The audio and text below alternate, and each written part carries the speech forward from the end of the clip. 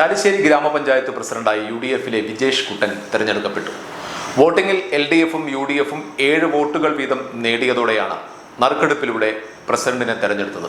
ഇന്ന് രാവിലെ 11 മണിക്ക് നടന്ന പ്രസിഡന്റ് തെരഞ്ഞെടുപ്പിൽ LDF സ്ഥാനാർത്ഥിയും 7ാം വാർഡ് മെമ്പറുമായ PV രജീഷിനും UDF സ്ഥാനാർത്ഥിയും 2ാം വാർഡ് മെമ്പറുമായ വിജേഷ് കുട്ടനും 7 വീതം വോട്ടുകളാണ് ലഭിച്ചത്. ഇരുവരും തുല്യ നിലയിലായതോടെ നറുക്കെടുപ്പിലൂടെയാണ് UDF സ്ഥാനാർത്ഥി വിജേഷ് കുട്ടൻ വിജയം കൈവരിച്ചത്. ഇതോടെ ഭരണ തുടർച്ച ലഭിച്ചതിന്റെ ആശ്വാസത്തിലാണ് UDF. ചാലിശ്ശേരി ഗ്രാമപഞ്ചായത്ത് പ്രസിഡന്റായിരുന്ന UDF-ലെ AV സന്ധ്യ പ്രസിഡന്റ് സ്ഥാനവും മെമ്പർ സ്ഥാനവും രാജിവെച്ചതോടെയാണ് ചാലിശ്ശേരി ഗ്രാമപഞ്ചായത്തിൽ ഭരണ പ്രതിസന്ധി സംജാതമായത്. ഭരണം കൈവിട്ടു പോകുമെന്ന ആശങ്കയിലായിരുന്നു നേതൃത്വം.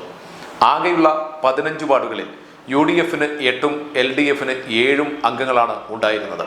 എന്നാൽ 9ാം വാർഡ് മെമ്പറും പഞ്ചായത്ത് പ്രസിഡന്റുമായിരുന്ന AV സന്ധ്യ പ്രസിഡന്റ് സ്ഥാനവും ഒപ്പം മെമ്പർ സ്ഥാനവും ഒരുമിച്ച് രാജിവെച്ചതോടെയാണ് പ്രതിസന്ധി ഉടലെടുത്തത്. ഭരണ പ്രതിസന്ധി സൃഷ്ടിച്ച AV സന്ധ്യയെ പാർട്ടിയിൽ നിന്നും പുറത്താക്കി എന്ന് പറയപ്പെടുന്നു. ഇന്ന് രാവിലെ 11 മണിക്ക് ചാലിശ്ശേരി ഗ്രാമപഞ്ചായത്ത് കമ്മ്യൂണിറ്റി ഹാളിൽ തെരഞ്ഞെടുപ്പ് കമ്മീഷൻ നിശ്ചയിച്ച വരണാധികാരിയുടെ നേതൃത്വത്തിലാണ് പ്രസിഡന്റ് തെരഞ്ഞെടുപ്പ് നടന്നത്. ചാലിശ്ശേരി പഞ്ചായത്തിലെ 2ാം വാർഡിൽ നിന്നും ലീഗ് സ്വതന്ത്രനായാണ് വിജേഷ് കുട്ടൻ വിജയിച്ചത്. വിജേഷ് കുട്ടന്റെ വിജയം UDF-ന് വലിയ ആശ്വാസമാണ് നൽകിയിരിക്കുന്നത്, പ്രത്യേകിച്ചും കോൺഗ്രസിന്. ഭരണം കൈവിട്ടു പോകാതിരിക്കാനാണ് പ്രസിഡന്റായിരുന്ന AV സന്ധ്യയെ കോൺഗ്രസ് രാജിവെപ്പിച്ചത്. പക്ഷേ മെമ്പർ സ്ഥാനം കൂടി സന്ധ്യ രാജിവെച്ചതോടെ കളി മാറി. 15 അംഗങ്ങളുള്ള പഞ്ചായത്തിൽ UDF-ന് 8, LDF-ന് 7 എന്നതായിരുന്നു കക്ഷിനില. സന്ധ്യയുടെ രാജിയോടെ അത് 7-7 എന്ന നിലയിലായി. അതോടെ UDF നേതൃത്വം വെട്ടിലായി.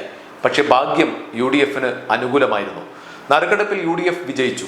കാലാവധി പൂർത്തിയാക്കുന്നതിന് മുമ്പ് വലിയൊരു കടമ്പ കൂടി UDF-നെ കാത്തിരിക്കുന്നുണ്ട്. മുൻ പ്രസിഡന്റ് സന്ധ്യ രാജിവെച്ച 9ാം വാർഡിൽ തെരഞ്ഞെടുപ്പ് നടക്കേണ്ടതുണ്ട്. ആ തെരഞ്ഞെടുപ്പിൽ വിജയിക്കാനായാൽ UDF-ന് ഭരണം നിലനിർത്തി മുന്നോട്ടു പോകാം.